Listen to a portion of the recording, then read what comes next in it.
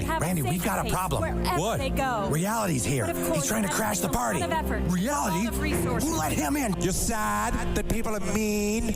Well, I'm sorry. The world isn't one big liberal arts college campus. I don't have an agenda. Like, I want people to do something. I need them to do something. I want them to avoid irrationality. I guess what interests me is just like what interests everybody else. It's just sort of what feels real. That was totally wicked!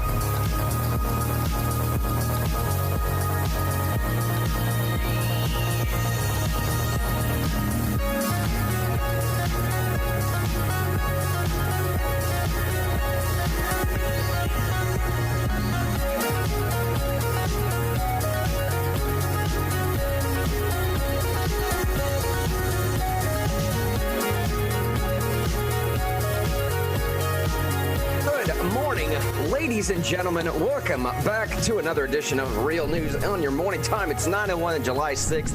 As far as my information tells me, what feels real? How was everybody's July 4th weekend? My name is Mr. Henry. David Shine Thompson sitting over there. Hey, man, let's just dive into this real quick, too. Before I introduce my buddy Shine, let's hit this greatest audience in the nation appreciation segment. Tell me how you're doing, how your July 4th weekend was. How you spent it, what you did. Did you do stuff on the water? Did you cook out? Did you grill out? Did you do the American thing? Did you do a non-traditional American thing? I don't know, man. Maybe you had some turkey or something. Maybe you're a turkey flight July 4th crowd. I don't really care. Just let me know what you did, how you celebrated, or whatever you did over the weekend.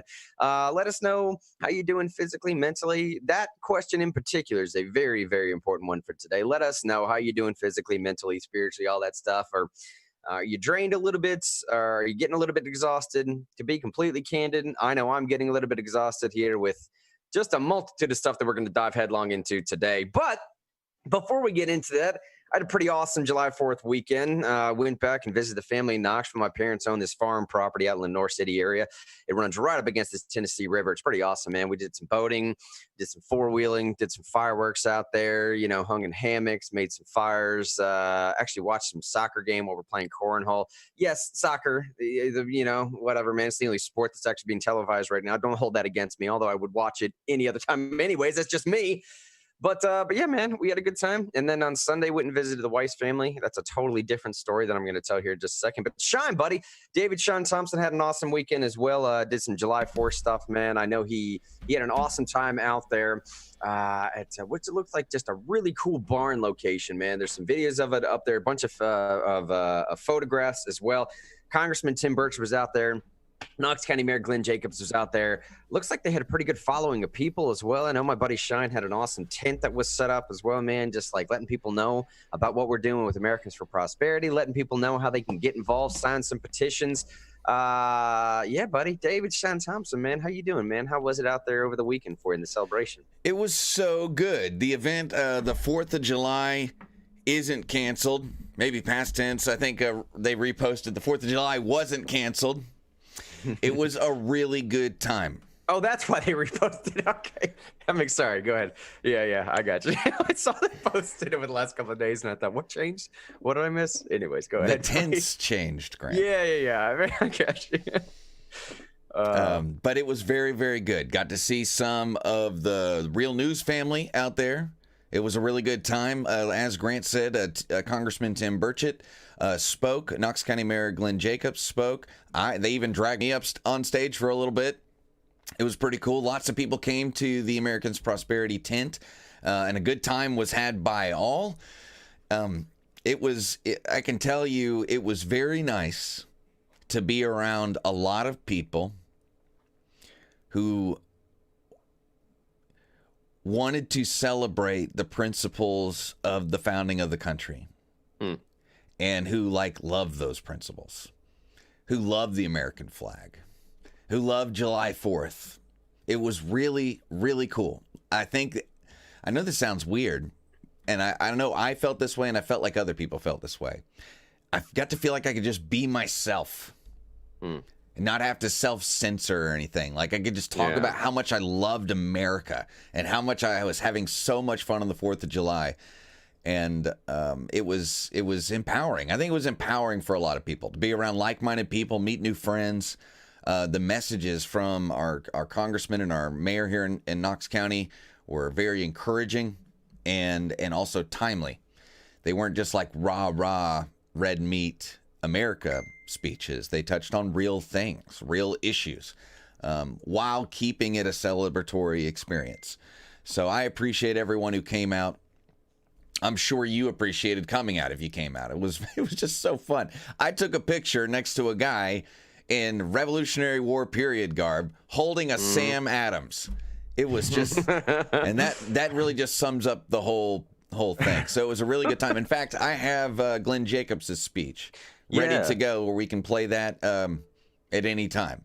And I feel like, especially if you live in Knox County, you should probably hear it. It was one of the most fiery Glenn Jacobs speeches I've ever.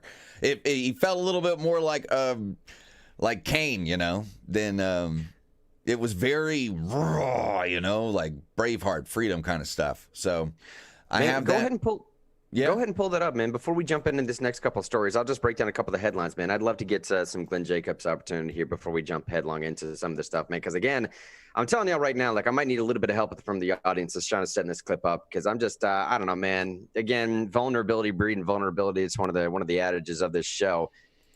I'm in a weird spot right now. I just am, some of the headlines that came out over the weekend and some of the time I spent with some family, just I don't know, just sort of warnings of things to come. It's just got me in a sort of a disheartened spot, if you will. But anyways, man, before we get into some of these headlines about Frederick Douglass and Black Lives Matter murals and return to peace and all that stuff, Shine, buddy, go ahead and play some clip from Glenn Jacobs here. We'll get at least a couple minutes into this and see what he's saying. Go ahead, man.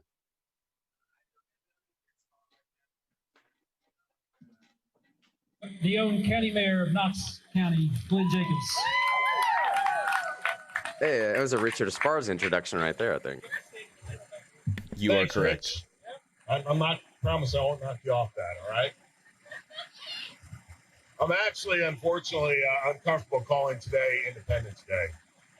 I think I'm just going to call it 4th of July because the things that we think about with independence and the connotations of that term,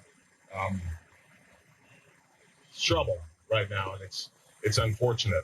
When I ran for office and people ask me, why are you running for office? I would always say, because I do worry about the direction of this country, and I worry about especially the world that my grandchildren are going to inherit. My grandchildren are over at the house today, and we were in the pool, and of course that caused me to think about that even more. I never really thought as county mayor that I would literally be put in a position where I would be fighting for their future. Because this pandemic is a serious issue. I have never said it's not. I think that people should follow the guidelines that are set forth. Pandemics, though, go away. Freedom can too. And if we let freedom go away, it will never come back. And we cannot allow that to happen in this country.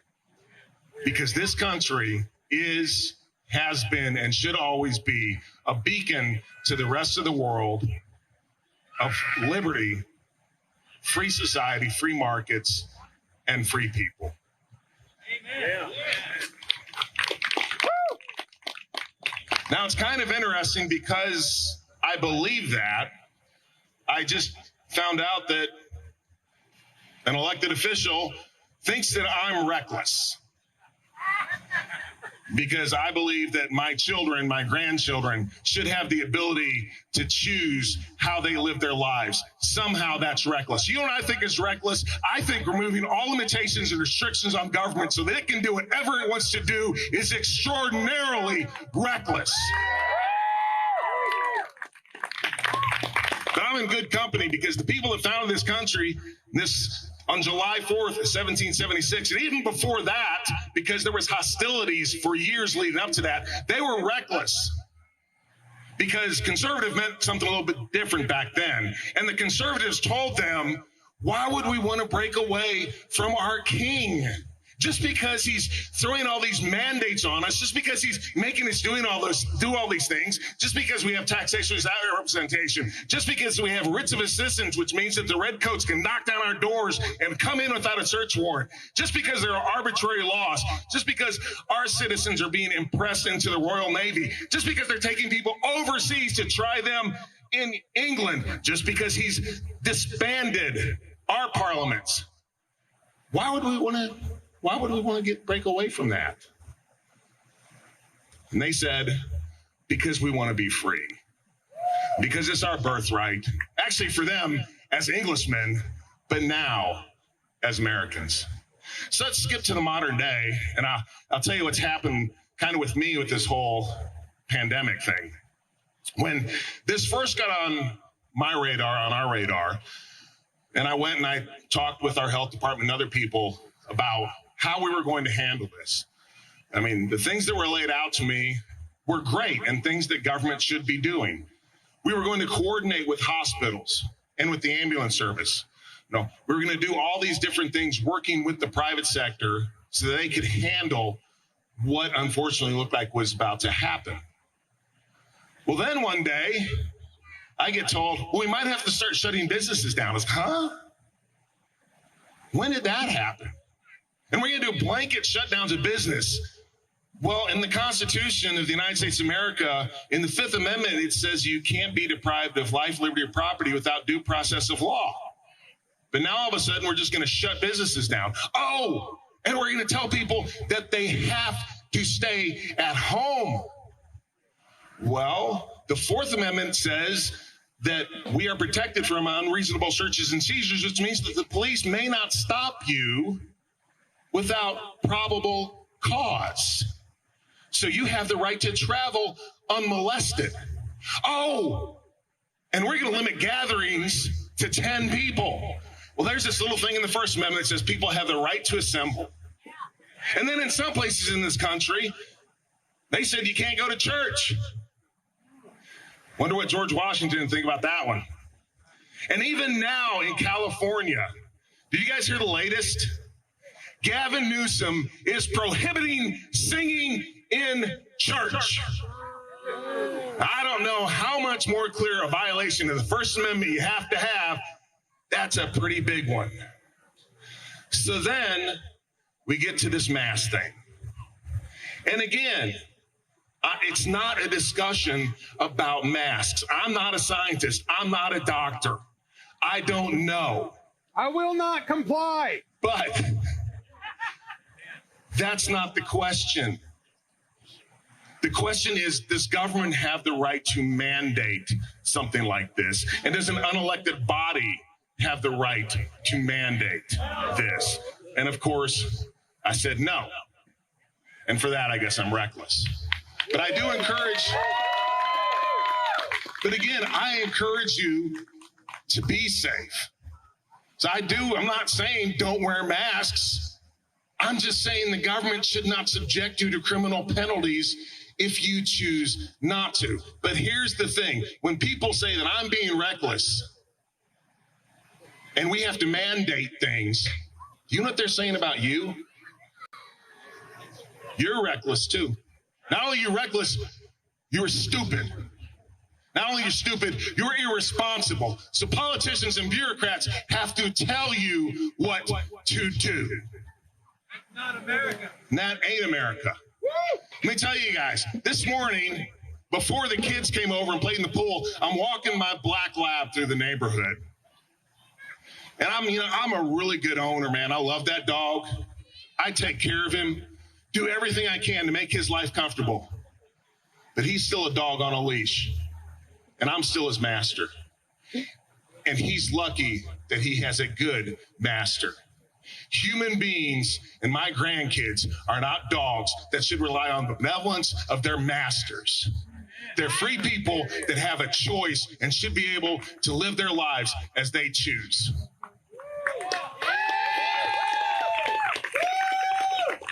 And that's what America is all about. Then I will say another current issue. In America, yeah, we've got our flaws. We've got our warts. You know, black folks haven't been treated well, okay? Segregation just ended up a couple generations ago. And it needs to get fixed. It needs to get improved. But the way that we do that is ensuring that everybody has access to the American dream. It's about opportunity. It's not about saying that some people should get more. It's about saying, hey, we can all get what we want. You have to work for it. But America needs, and this is where we can all work together, we need improving it. But we shouldn't destroy it. And unfortunately, there are people that do not want to work together to improve this country. They want to destroy it. That ain't gonna happen. Thomas Paine said, if trouble must come, let it come in my day so my child may have peace. I'm afraid trouble might be coming. But I vow to you, as long as I'm where I am, and as long as I have any say in it, America's going to keep on going. And I know you all feel the same way. So today might be the 4th of July, but hopefully next year, it'll be Independence Day again. Thank you. Glenn Jacobs, man. Just shine. You tried to tell me beforehand, man. It was a fiery speech. He just gave it, man. It feels like he's had a bunch of pent up energy for a while. He's just like, finally, here's an opportunity to just sort of let it all out, right? Well, don't we all? Yeah. Don't we all? And that what you just said there was really what the event felt like for me. Was everybody had kind of a lot of pent up energy, but it was a really positive place to deposit that energy. Talked to one guy who said he felt like a gentleman, a really great guy, who came in some period garb, some Revolutionary War period garb. And he said, I thought I was going to be spending this whole time educating people about the history of the Revolutionary War and the foundation of our country. And he's like, and it wasn't that kind. He's like, people were educating me on things that I didn't know. Like everyone was into America. Everybody knew the history. And so what I mean, it was a really positive place to deposit some of that pent up energy. But Glenn Jacobs articulated some of the negative feelings in a positive way, I felt, because he wasn't calling for anything negative. He was just venting for all of us in a way. But I really liked it, and I told him I appreciated the speech afterward. I did not record that, by the way. Got that from the 4th of July wasn't canceled. I do believe, though, I'm going to upload the video you just saw to the Real News YouTube and Facebook page sometime after the show, hopefully before noon. Okay. By the way, one of the quick update as to one of the things that you heard Knox County Mayor Glenn Jacobs making reference to. It was sort of a reference in passing. Nevertheless, it's important to bring up because it did happen over the weekend. Here's the headline from WATE. Would love to get the Real News audience reaction to this. By the way, realnewsradio.live, realnewsradio.live. Sort of like the central hub landing page, if you will, where you can find Facebook, Twitter, Parler, ThinkSpot, Minds. I mean, all the links to all the stuff that Shine does such a fantastic job of just getting us involved in. And Mixer, for at least as long as Mixer is still a thing, I think until the 22nd of this month, that's still a thing. But go there, check us out, follow on all the pages, all that stuff. Whatever one suits your taste the best. If I'm being honest with you, we're trying to move people off Facebook onto YouTube. It just, I don't know, man, for some reason seems like a bit of a safer platform or something like that. But whatever, man. Either way, we're just trying to build this community. Part of building this community, here's this headline here from WATE. Coronavirus in Tennessee. Governor Lee issues executive order allowing counties to make mask use requirement. Now, again, for those that don't understand why this would be a headline, okay, so in Knox County, they're doing their thing. In Davidson County, they're doing their thing. In Shelby County, they're doing their thing. There's 6 counties in the state whose Board of Health, and somebody in Facebook, correct me if I'm wrong here, Shine, make sure to correct me if I'm wrong here. I'm pretty sure this is how it operates. 6 counties in the state where the Board of Health makes decisions that essentially have the power of law. That's a little bit of what Knox County Mayor Glenn Jacobs was referencing there. Again, he said it directly sometimes, and other times he was making it passing. To the headline here that you're looking at on your screen, possibly, coronavirus in Tennessee, Governor Lee issues executive order. This is the other remaining counties, other than those 6 counties. These are the other remaining counties where Governor Lee's order would have to do something to cover the rest of the state where a Board of Health would not. Again, I'm pretty sure that's how it works. Someone at Facebook, tell me if I'm wrong. Here's the story, though. Counties under the Tennessee Pledge, it's a totally different story, but counties under the Tennessee Pledge now have the ability to issue local mask requirements in the event of a significant rise of COVID-19 cases. Governor Bill Lee signed Executive Order 54 late Friday night, allowing for counties to take similar steps in Memphis, Nashville, and Knoxville that those three cities have already taken. Here's the quote from Lee himself. He said, while our densely populated urban areas continue to have the highest COVID-19 case rates, other local governments expressed a need for greater flexibility in addressing a rise in cases that includes setting stronger expectations around masks. This targeted approach ensures that we protect both lives and livelihoods and safely keep our economy open in Tennessee. We encourage every Tennessean across the state to use face coverings or masks, make sure to socially distance and wash hands frequently. 6 counties with locally run health departments, Sullivan, Knox, Hamilton, Davidson, Madison, and Shelby, will retain the existing authority to issue mask requirements as needed. I'm pretty sure I could have just read that final paragraph and answered the first question of this rant I went on. But that's where we're at. Governor Lee issues this executive order. And honestly, man, to be frank, I'm telling you right now, like I am so opinionless on so many of these stories right now. I think I've just become jaded to all of it, and maybe that's an opinion in and of itself. But frankly, man, I think that's where I am with just a lot of stuff right now. The story I want to tell about me that happened over the weekend, I don't want to drop it right now, man, honestly, because I just don't think it fits the narrative currently that's happening. But you can read some of the other text of what's happening right now. Now, you know where I stand on this personally. The whole mask situation. Personally, I'm not speaking on behalf of Sean. I'm not speaking on behalf of anybody else that works behind the scenes of Real News. I'm not speaking on behalf of Americans for Prosperity. My personal feelings on the mask stuff is essentially the same thing that Rand Paul says about vaccines. If this is a platform of persuasion, which this show is, I think it's the scientifically correct thing to do. I think it's the courteous thing to do for your fellow man. I think if you were to follow the data as it leads, you could see the same testimonial information. You could see the same scientific information that I see. You can see the same video evidence of someone coughing through a mask, whatever else. If you were to follow that information, the overwhelming consensus leads someone to say that it's probably a helpful thing to slow this spread. It's not going to keep you from getting it, but to slow the spread. Now, Rand Paul continues this rant in the exact same way. He says, if this is a platform of persuasion, I would attempt to persuade my fellow man that that is the correct thing to do. However, in governmental positions that Rand Paul currently holds as a senator, when he's sitting on a committee, he says, this is not a platform of persuasion. Government is a platform of coercion. In the sense that when you pass laws, it is coercing individuals to abide lest you pay a price, some sense of a penalty. In this case, that is the sole problem that Knox County Mayor Glenn Jacobs has.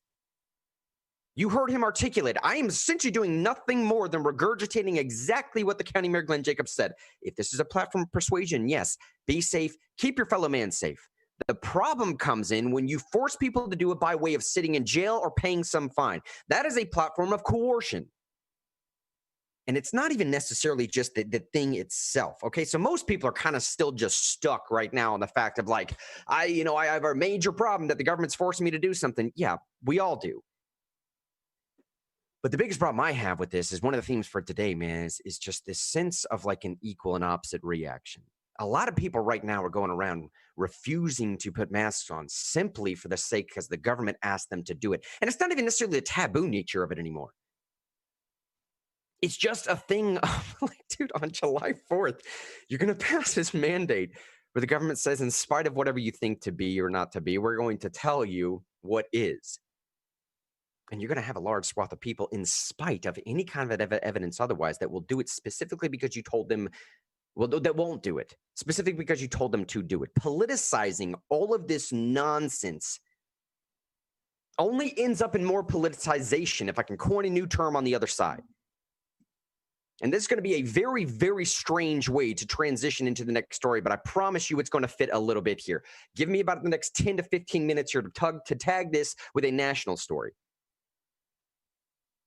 I'm telling you, man, there are proper vehicles and avenues of dialogue and discourse that are baked into a constitutional framework, both at the state level and the national or federal level, if you want to be correct about this, of how you can have these conversations, of the purpose of government itself. Ultimately, in my mind, most of this stuff boils down to what is the proper role of government.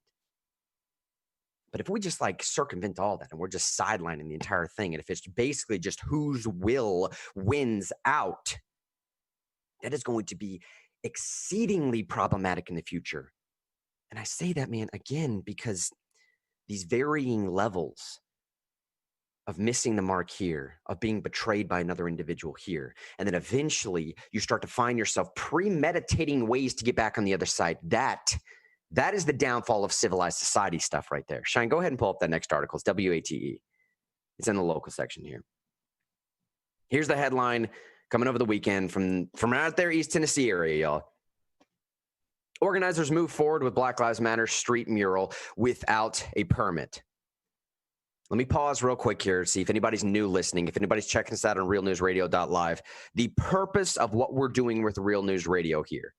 From the very beginning, I'm talking 2 or 3 years ago, when Shine and I coined this thing, when we put this together, the family that came along back behind us, Roz and John Adams and Richard Esparza and Mickey Shelton, and dude, all the great people, Nathan, all the great people that just has helped us build it. The purpose from the very beginning was to establish a space where you could have calm, cordial dialogue with those that you disagree. Shine added this on in the last couple of years so that when we do have disagreements, it's disagreements amongst friends and not enemies. That is vitally important right now. A return to peace. Because I'm telling y'all, man, I am telling you right now, I sat in a room over the weekend with my wife's family, a room full of a dozen individuals who have just fled communism. Like, just fled it, man. I'm talking like just 30, 40 years ago, like just got done doing it. In this room full of people sitting here praying for what they believe is about to come, praying for the signs that Americans are missing.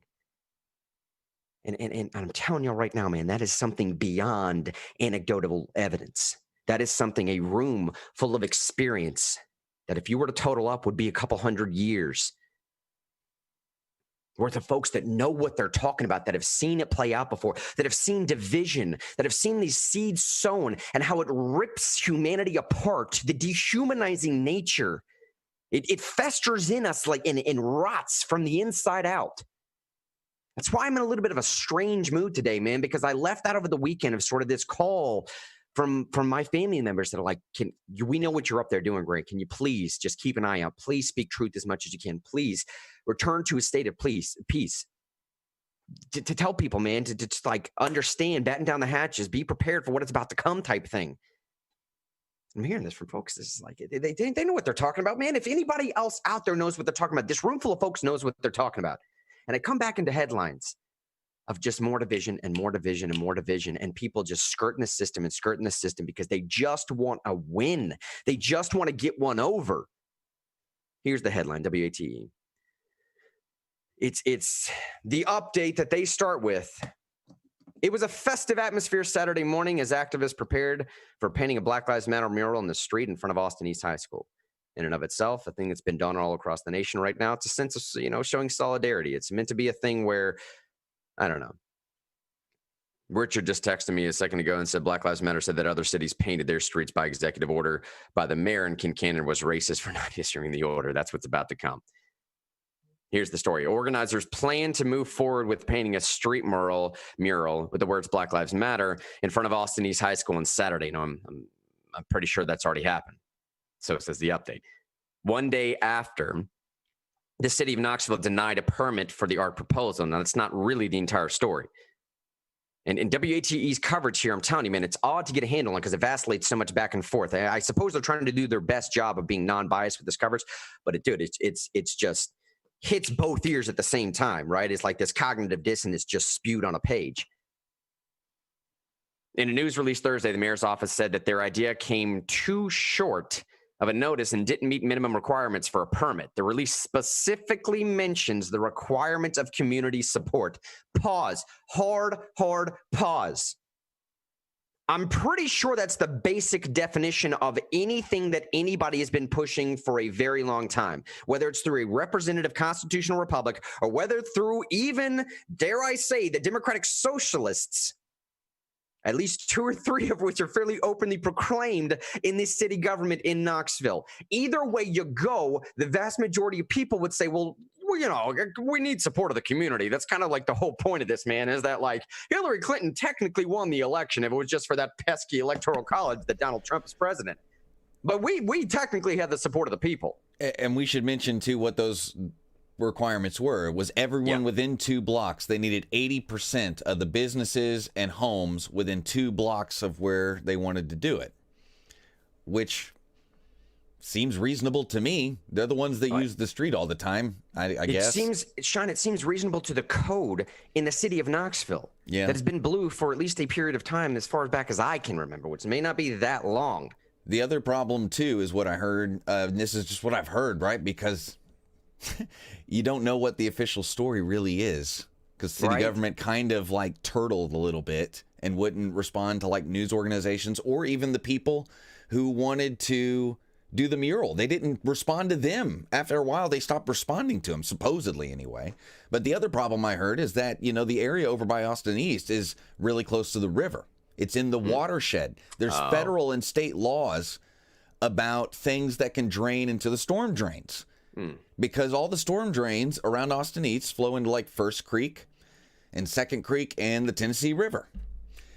So there's like federal environmental laws that were stopping them. And I think they had the right kinds of paints and things like that, but they needed to prove they had the right kinds of paints. Yeah. Because that's the way government and stuff, you know, golly, with environmental regulations. I mean, ask anybody who's ever wanted to start a business that could have an effect on the environment. You got to cross every T and dot the I's, and it can take years.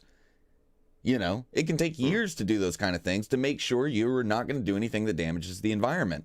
And I think that's what the part of what it was the petition, and then they just didn't let them know quick enough in order to do all the dotting the I's and crossing the T's on environmental regulations. That's exactly what it was. I mean, even American Cannon backs that up.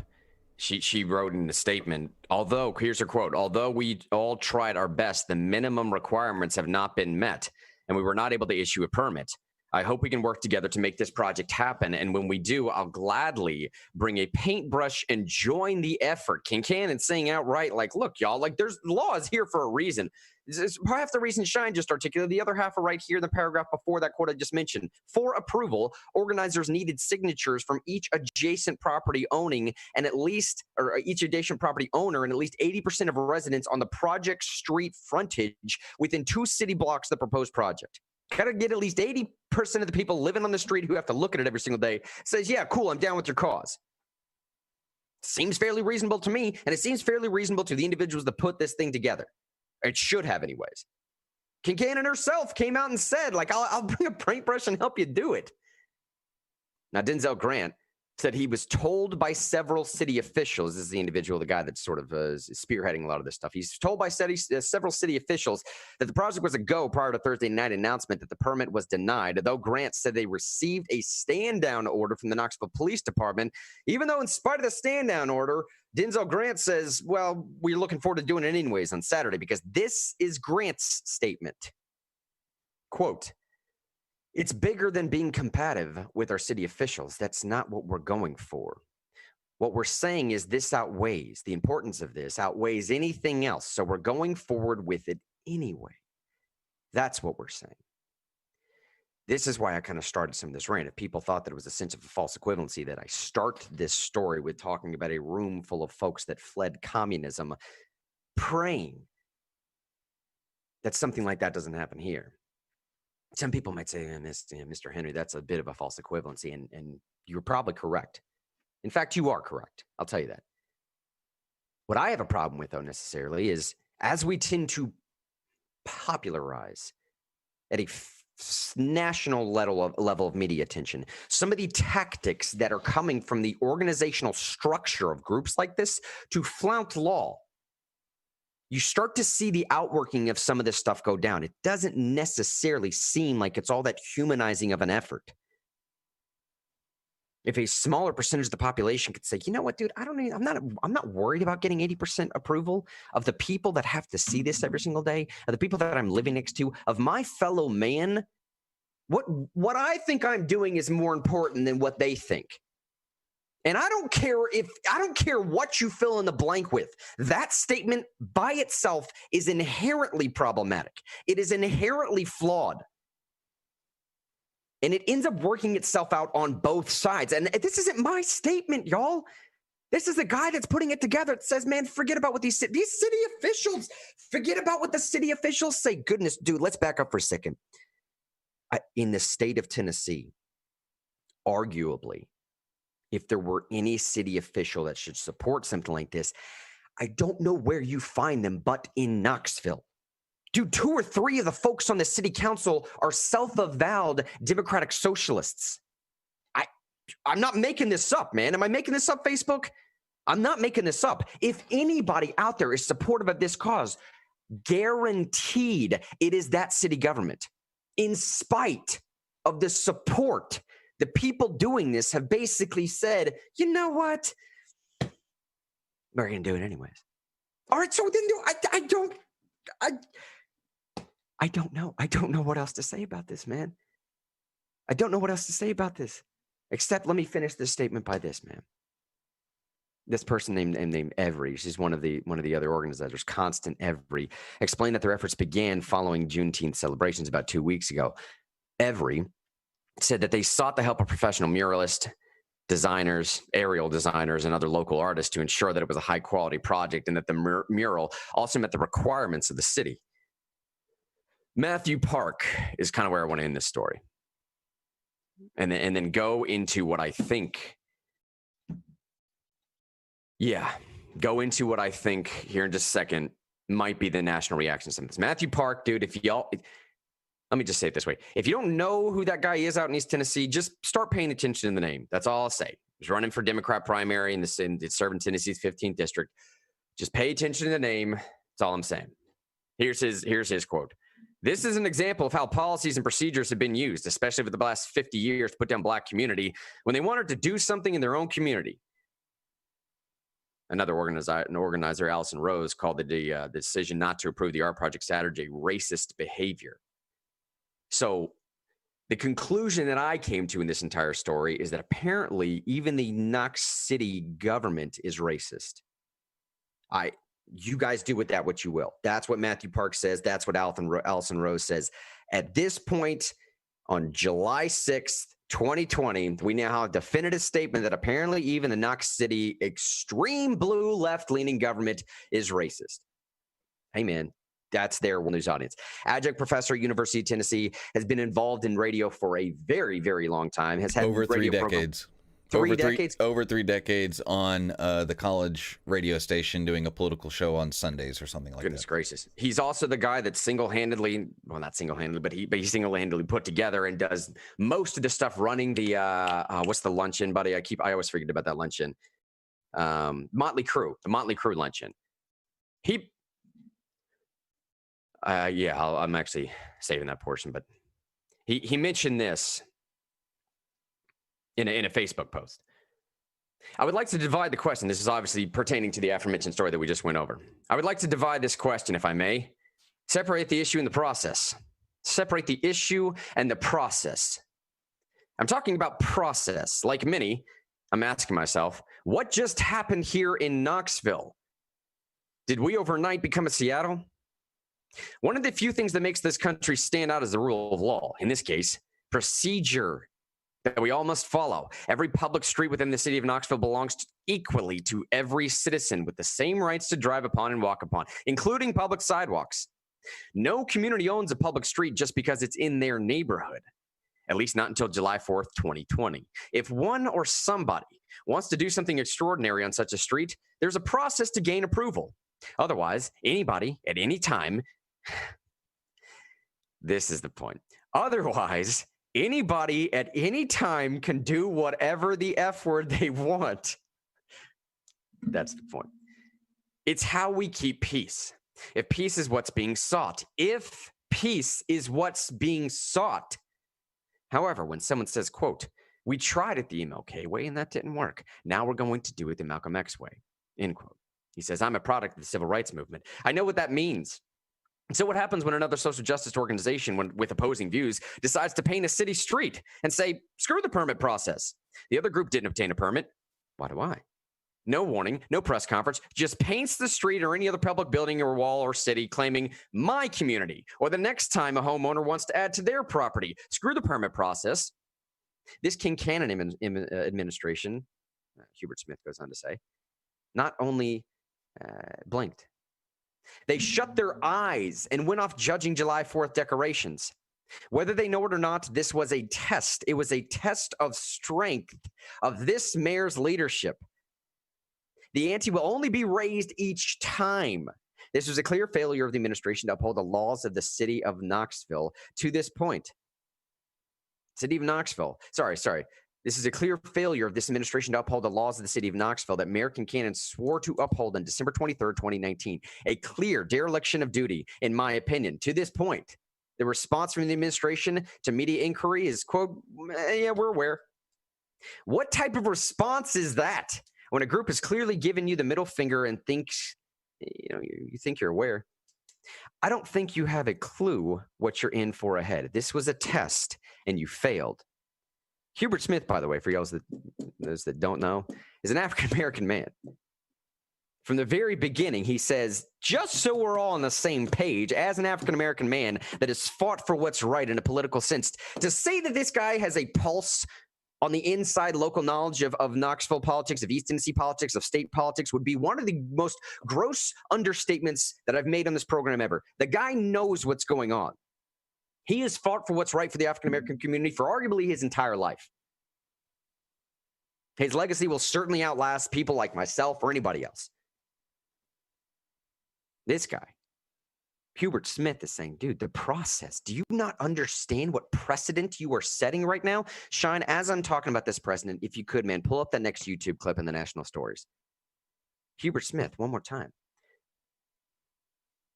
Saying if somebody wants to do something extraordinary on such a street, there's a process to get approval.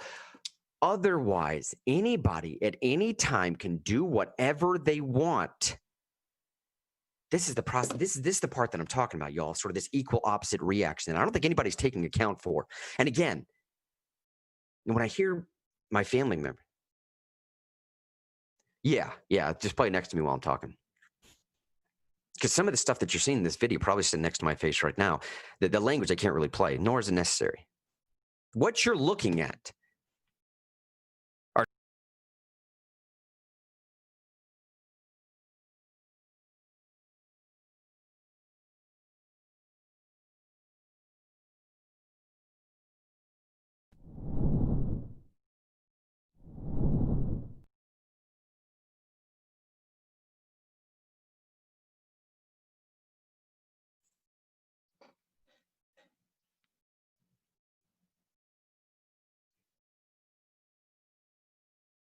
yeah, that these people folks are in here just doing whatever they want to because they just simply disagree.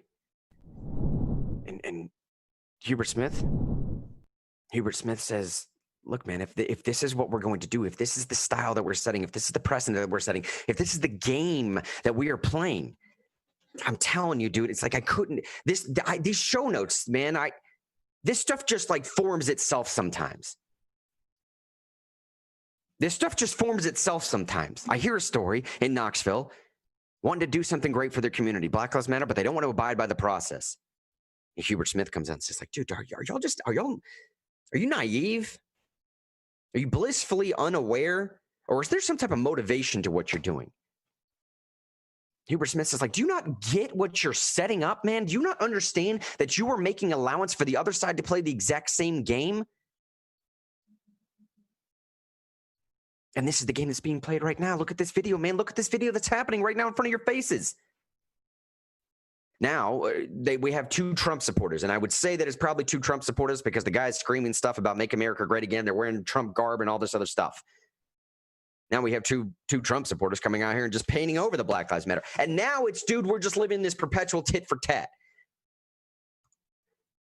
And Sean, I'm telling you one more time, man, anybody else that's watching right now on any of our platforms, realnewsradio.live, Facebook, YouTube, Twitter, all this stuff, all the links are there.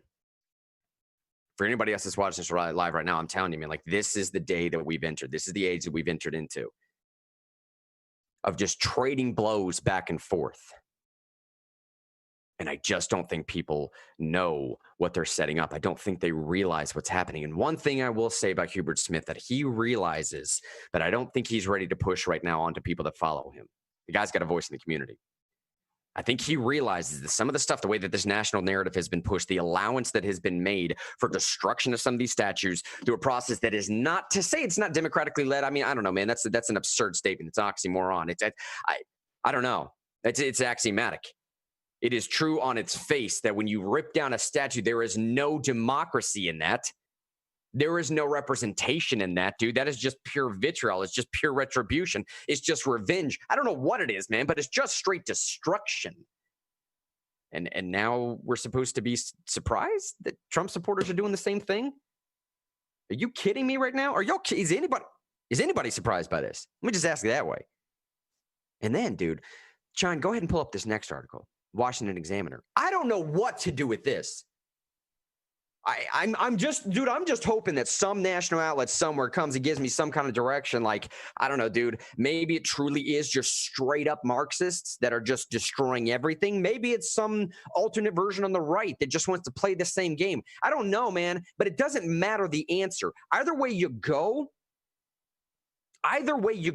now you're starting to get a full taste of why I'm feeling the way I am this morning. My Sunday was spent with members of my wife's family, all in a room, praying for what they believe is about to come, praying for what they just fled, praying in a sense, specifically prayers of protection over myself and my wife, because they know what it is that we're up here doing, what we're trying to fight against, the truth that we're trying to instill on other people. The laws that we're trying to change, to remove barriers and break bonds and allow people to live their best lives, to get government out of your lives, man.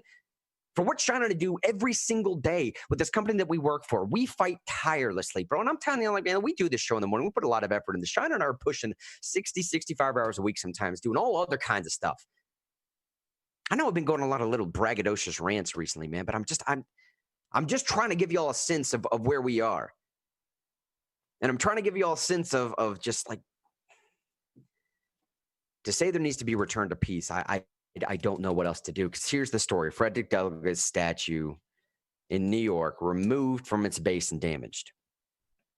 Frederick Douglass statue removed from its base and damaged. A statue depicting abolitionist Frederick Douglass in Rochester, New York, was damaged after it was removed from its base. The statue, Maplewood Park, was toppled from its base over the weekend and left near River Gorge. It was found about 50 feet from its pedestal and, quote, had been placed over the fence to the gorge and was leaning against the fence. Obviously, you know exactly what happened. People threw some rope over that and pulled it down and just drug it off to the side and tried to throw it in the gorge, but it's too heavy, so whatever. Both the base and the lower part of the statue were damaged, as well as the finger on the left hand. According to police, there was no sign of graffiti in the statue, which is now getting repaired or in the park. That's a weird way to write that. What they meant was there's no damage, there's no graffiti on a statue, and there's no graffiti in the park anywhere. The statue itself is now getting repaired. The follow-up to that story is that apparently it was beyond the state of repair, so it's just being put back. A brand new one's being commissioned.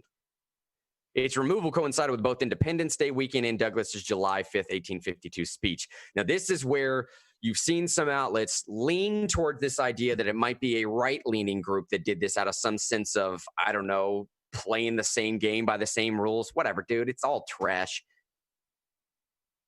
Douglass gave a famous speech on July 5th, 1852, where he said, what to the slave is 4th of July. The former slave who escaped slavery in 1838 delivered the speech in Rochester, during which he said that the 4th of July, from a slave's perspective, was, quote, a day that reveals to him more than all other days in the year, the gross injustice and cruelty to which he is the constant victim. Pretty sure Emancipation Proclamation was 1863. Don't quote me on that, but I'm fairly certain that was the date, 1863. This guy gives the speech in 1852, and what he's saying is like, I don't, you guys are celebrating Independence Day, but my entire race is what am I supposed to do with that? Very important speech to look up. Extremely important speech to look up. He says, your high independence only reveals the immeasurable distance between us. Man, those are some stinging, cutting words right there, right? Your high independence only reveals the immeasurable distance between us, the blessings in which you this day rejoice and are not enjoyed in common. The 4th of July is yours, not mine. You may rejoice, I must mourn. not recognizing what he was preaching towards, not recognizing that he was trying to preach a message of peace and unity and coming together, overcoming fears, overcoming turmoil, overcoming differences. Not recognizing that's what that speech was meant to be pertaining to, and then doing something out of your own sense of revenge. It's just further exacerbate the problem. That speech was delivered in 1852, man. 1852.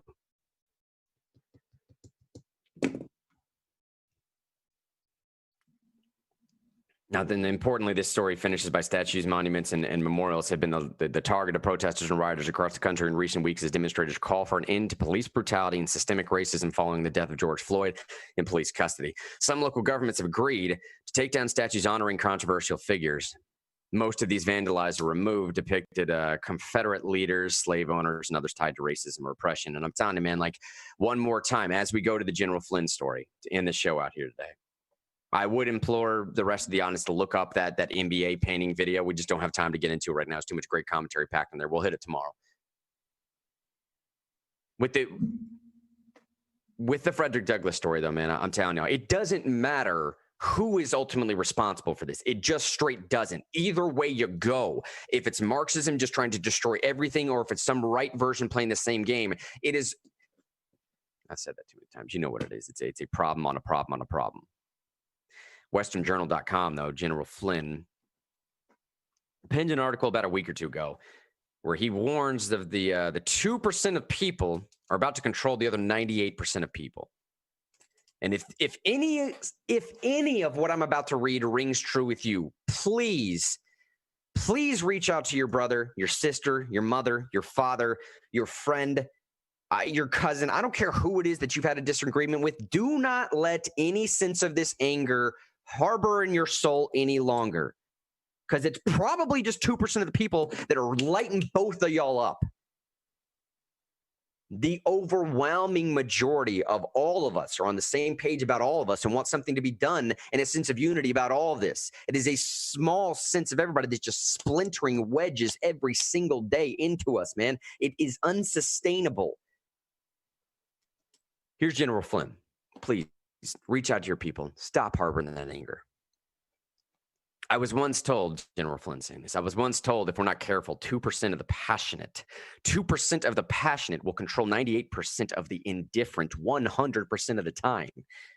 If we're not careful, 2% of the passionate will control 98% of the indifferent 100% of the time. The more I've thought about this phrase, the more I believe it. There's now a small group of passionate people working hard to destroy our American way of life. Treachery and treason are rampant, and a rule of law, and those law enforcement professionals who uphold our laws are under the gun more than any other time in our nation's history. These passionate 2%ers appear to be winning, despite there being countless good people trying to come to grips with everything else on their plates. Our silent majority, the indifferent, can no longer be silent. Now, Flynn went on to say that America is facing a sort of an onslaught of socialism, and say that the only way that we can keep our freedoms enshrined by our Constitution is to understand that there are two kinds of people in this world, the children of light and children of darkness. This guy's just going for it, man. He's just swinging. The phrase, obviously, he's trying to reference, I think, is through Thessalonians 5, which discusses the people of the day versus people of the night. Now, he does go on to say that there's there's attack happening, and they think it's well orchestrated and well funded and part of an overall effort to divide us and push the socialist agenda forward. Now, finalizing his statements, here's some of more of his quotes. I believe the attacks being presented to us today are part of a well orchestrated and well funded effort that uses racism as its sword to aggravate our battlefield disposition. The weapon is used to leverage and legitimize violence and crime, not to seek or serve the truth. The dark forces' weapons formed against us serve one purpose: to promote radical social change through power and control. Flynn says socialism and the creation of a socialist society are their ultimate goals. They are also intent on driving God out of our families, our schools, and our courts. They're even seeking the very removal of God from our churches, essentially hoping to remove God from everyday lives. Remember, we will only remain united as one nation under God. Flynn encouraged his readers to fully embrace the sort of the Judeo-Christian values and principles and be tenacious in that endeavor. And I know some of the Real News audience right now is probably following and saying like, oh man, you don't have to invoke the language of God every single time or these Judeo-Christian principles or whatever else. But I will say this much, okay? It is an appeal to a metaphysical entity upon which we are given these constitutional principles of the Bill of Rights. Now pause for a second. What I mean by that is some of the founding fathers didn't even want a Bill of Rights. They said, I'm afraid if we start articulating what is and is not protected by the government, whatever we left out of there, people are going to think that, well, that means that that's not protected. And the founding fathers are saying, we don't give these rights, y'all. Like, we are no better than our fellow man. We just so happen to have the pleasure and, dare I say, the responsibility to represent on behalf of these people over here. We're not giving these people these rights. Those rights come from God. Now, in a metaphysical sense, you don't have to follow that all the way something beyond the physical realm. That's fine. The purpose they're making is call it a collective conscious, call it God, call it whatever you want to. But the Judeo-Christian framework indicates our constitutional rights are not given to us by other men or women. That specifically articulates what you cannot do because it's something far greater than any of y'all that has given me this by simple virtue of my existence alone. That's where that comes from. Yeah? And what General Flynn is talking about here is once you remove that precept, that underlining, the literal foundational elements of the Constitution, you don't have much left. You don't have much left to substantiate any of this grand experiment on. And what he's also saying is, okay, so if you can kind of get your idea, your head around the idea that maybe there's a play going on right now to replace one religion for another. And in this new religion, the idea is to destroy all of the old, just get it out of the way, just like, I don't care what it is, man, like just start from square one, Molotov cocktail, watch it burn type thing, both literally and figuratively. And in the literal sense, causing that fear will compel people to go forward. But what are you replacing that with, man? You're certainly not replacing that with protections of liberty. That didn't come from government, man. They didn't come from another man. Is anybody out there that could ever watch me or hear these words? Would you really want another human being to have that much control over your life? Is that the definition of liberty to you? Of what some bureaucrat up there tells me I can and cannot do, what some bureaucrat tells me is and is not? Is that your definition of liberty? It never was. Stop changing our words, man. My name is Mr. Henry. We got to sign off for today. Shannon and I got work stuff to do. I love all y'all, sincerely. I'll be in a better mood tomorrow, I promise. I didn't hit much of the comments today. I apologize. It was kind of sort of a venting show for me, man. I had to get some of this stuff off. Amy said on the way up, by the way, she said, I'm not religious, but I can see and appreciate the principles of the West that we do love and hold dear are based in religion. Hey, man, it's just based in something better than man, right? Just based in something better than man. Man is fallible. Man will fail you every single time. Step one, as far as I'm concerned. Hey, signing off for now. We'll see y'all tomorrow. Peace.